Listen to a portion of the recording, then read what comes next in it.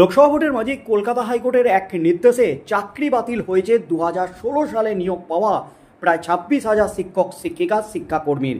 পরে supreme court এই নির্দেশে স্থগিতাদেশ দিয়েছে, তবে সাময়িক স্থগিতাদেশ। 16 জুলাই সুপ্রিম কোর্টে মামলাটি উঠেছিল এবং সেই মামলা আবারও 2 সপ্তাহ পর উঠতে চলেছে সুপ্রিম কোর্টে। মামলাটি পিছিয়ে দিয়েছেন প্রধান বিচারপতি DY চন্দ্রচূড়। সুপ্রিম কোর্টে যখন চাকরি ঝুলে রয়েছে এই 26,000 শিক্ষক শিক্ষিকা শিক্ষাকর্মীর, সেই মুহূর্তে কলকাতা হাইকোর্টেও চলছে শিক্ষক নিয়োগ দুর্নীতি সংক্রান্ত একাধিক মামলা। একদিকে যেমন প্রাথমিক শিক্ষক নিয়োগ দুর্নীতিকাণ্ডের মামলা চলছে, ঠিক তেমনই SSCর নিয়োগ দুর্নীতিকাণ্ডের মামলাও কিন্তু চলছে কলকাতা হাইকোর্টে। আর এই মামলাগুলি প্রাথমিক দিকে চলছিল বিচারপতি অভিজিৎ গঙ্গোপাধ্যায়ের এজলাসে, তার সাথে সাথে বিচারপতি বিশ্বজিৎ বসুর এজলাসে। পরে এই মামলাগুলি যায় বিচারপতি অমৃতা সিনহা এবং বিচারপতি রাজাশেখর মান্থার এজলাসে। কিন্তু সম্প্রতি শিক্ষক নিয়োগ সংক্রান্ত মামলাগুলি বিচারপতি রাজাশেখর মান্থার এজলাস থেকে বিচারপতি অমৃতা সিনহার এজলাসে ট্রান্সফার করা হয়েছে। আর বিচারপতি অমৃতা সিনহার এজলাসে শিক্ষক নিয়োগ দুর্নীতি সংক্রান্ত মামলাগুলি আসতেই কিন্তু তোলপাড়। একদিকে যেমন সুপ্রিম কোর্টে ঝুলে রয়েছে 2016 সালের 26,000 শিক্ষক শিক্ষিকা শিক্ষাকর্মীর চাকরি, ঠিক সেই মুহূর্তে কলকাতা হাইকোর্টে বিচারপতি অমৃতা সিনহার কড়া নির্দেশ 2016 সালের প্যানেলে নিযুক্ত শিক্ষক শিক্ষিকা শিক্ষাকর্মীদের নিয়ে। এই মুহূর্তের সবচেয়ে বড় খবর, SSCর চাকরি পাওয়া শিক্ষক শিক্ষিকা শিক্ষাকর্মী যাদের চাকরি বাতিল হয়েছে তাদের নিয়ে কিন্তু একদম চরম নির্দেশ দিল রাজ্যকে বিচারপতি অমৃতা সিনহা। এই মুহূর্তের সবচেয়ে বড় খবর, শিক্ষক নিয়োগ দুর্নীতি নিয়ে কলকাতা হাইকোর্টে একাধিক মামলা চলছে। 2016 সালে সম্পূর্ণ প্যানেলের চাকরি ঝুলে রয়েছে সুপ্রিম কোর্টে। এর মাঝে এবার শিক্ষক বদলি নিয়ে পর্ষদকে কড়া নির্দেশ দিয়ে দিল উচ্চ আদালত। এই মুহূর্তে উৎসশ্রী পোর্টাল বন্ধ থাকার কারণে অফলাইনে বদলির আবেদন জানাতে হচ্ছে। কয়েকদিন আগেই হাইকোর্টের তরফ থেকে এই বিষয়টিকে বৈধতা দেওয়া হয়েছে। তবে আবেদন করলেই তো শুধু হলো না, আর্জি জানানোর কতদিন পর ওই আবেদনকারীকে ডাকা হবে, কতদিনের মধ্যে তার বদলি হবে, এবার এসব জানতে চাইল আদালত। অফলাইনে শিক্ষক শিক্ষিকাদের বদলির আবেদনের বৈধতা দেওয়ার পর থেকে কতদিনের মধ্যে তাদের ডাক আসবে, বদলিও বা কতদিনে হবে, এই সংক্রান্ত নানান প্রশ্ন উঠছিল। এবার এক শিক্ষিকার আপোষ বদলির মামলায় পর্ষদের কাছ থেকে এই বিষয়ে কি গাইডলাইন রয়েছে, সময়সীমা বা কতদিনের, সেটা জানতে চাইলেন কলকাতা হাইকোর্টের বিচারপতি অমৃতা সিনহা। জাস্টিস সিনহার নির্দেশ, একজন শিক্ষক কিংবা শিক্ষিকা বদলির আর্জি জানানোর পর কতদিনের মধ্যে তাকে সিদ্ধান্ত জানানো হয়। এবার গাইডলাইন সহ পর্ষদকে এই বিষয়ে জানাতে হবে। যেখানে শিক্ষক বদলি নিয়েও কিন্তু দুর্নীতির অভিযোগ উঠেছিল, টাকার বিনিময়ে শিক্ষকদের বদলি করা হচ্ছে এমনও কিন্তু দাবি নিয়ে কলকাতা হাইকোর্টে মামলা দায়ের হয়েছিল। তার মধ্যেই কিন্তু শিক্ষক বদলি নিয়ে চরম নির্দেশ দিয়ে দিলেন কলকাতা হাইকোর্টের বিচারপতি অমৃতা সিনহা। মামলাকারীর আইনজীবী সুদীপ ঘোষ চৌধুরী এই প্রসঙ্গে বলেন, পুতুল সিট নামে পুরুলিয়ার একজন শিক্ষিকা 2রা জুলাই পর্ষদের কাছে আপোষ বদলির আর্জি জানান।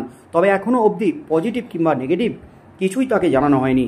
শেষ অবধি হাইকোর্টের দ্বারস্থ হন তিনি। এই বিষয়ে আদালতে পর্ষদের দাবি বিবেচনা করার জন্য যথাযথ সময় দেওয়া হয়নি। পর্ষদকে সেই সময় দেওয়া হোক, তারা সিদ্ধান্ত জানিয়ে দিতে পারবে। বিবেচনা করার জন্য পর্ষদের নির্দিষ্ট কোনো সময়সীমাও নেই। এদিকে মামলাকারীর আইনজীবী জানান, বিচারপতি রাজাশেখর মান্থা এতদিন প্রাথমিকের মামলাগুলি শুনছিলেন। তিনি উচ্চশ্রী পোর্টাল বন্ধ থাকায় অফলাইনে আবেদনে বৈধতা দেন।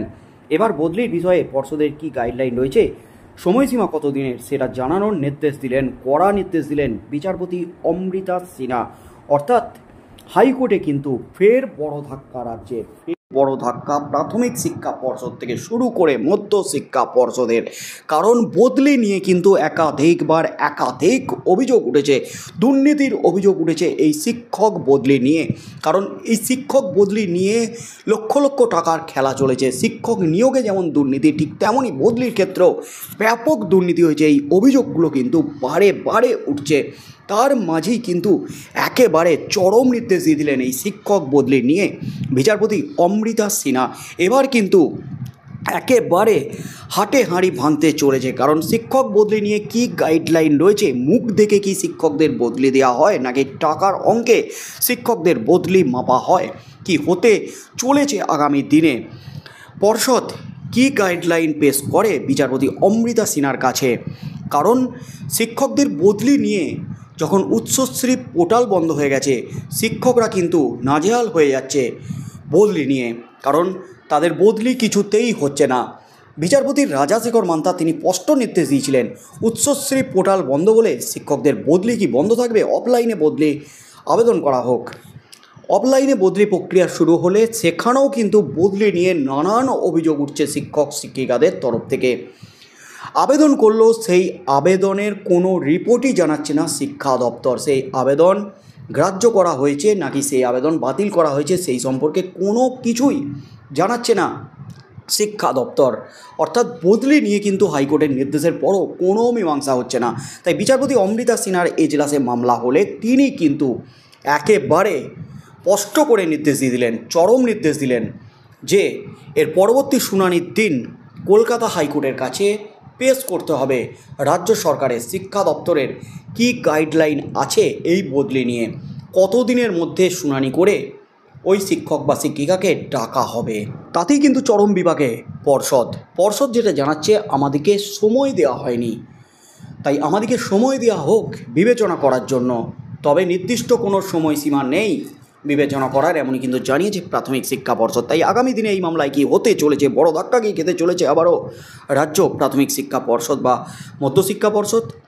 2016 সালের নিয়োগ প্রক্রিয়া নিয়ে কিন্তু এমনিতেই প্রশ্ন উঠে গেছে, এমনিতেই কিন্তু কলকাতা হাইকোর্ট সহ সুপ্রিম কোর্টে মামলা চলছে, কারণ 2016 নিয়োগ প্যানেল নিয়ে প্রাথমিকের যেমন মামলা চলছে, বিচারপতি অমৃতা সিনহার এজলাসে 42,000 শিক্ষক শিক্ষিকার কীভাবে নিয়োগ হলো প্রশ্ন তুলে দিয়েছেন আগের শুনানির দিনই বিচারপতি অমৃতা সিনহা। এদিকে রাজাশেখর মান্তা বিচারপতি তিনি কিন্তু 70,000 শিক্ষক শিক্ষিকার প্যানেল বাতিলের হুঁশিয়ারি দিয়েছিলেন যদি ওএমআর সিট না পাওয়া যায়।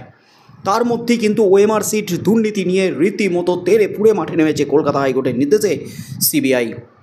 আর তার মধ্যেই কিন্তু এই 2016 সালের প্যানেল নিয়ে বদলি নিয়েও কিন্তু বিস্তর অভিযোগ উঠছে, আর সেই অভিযোগের কিন্তু চরম নির্দেশ দিয়ে দিলেন বিচারপতি অমৃতা সিনহা। আগামী দিনে কী হতে চলেছে সেদিকেই চোখ থাকবে লক্ষ লক্ষ শিক্ষক শিক্ষিকার।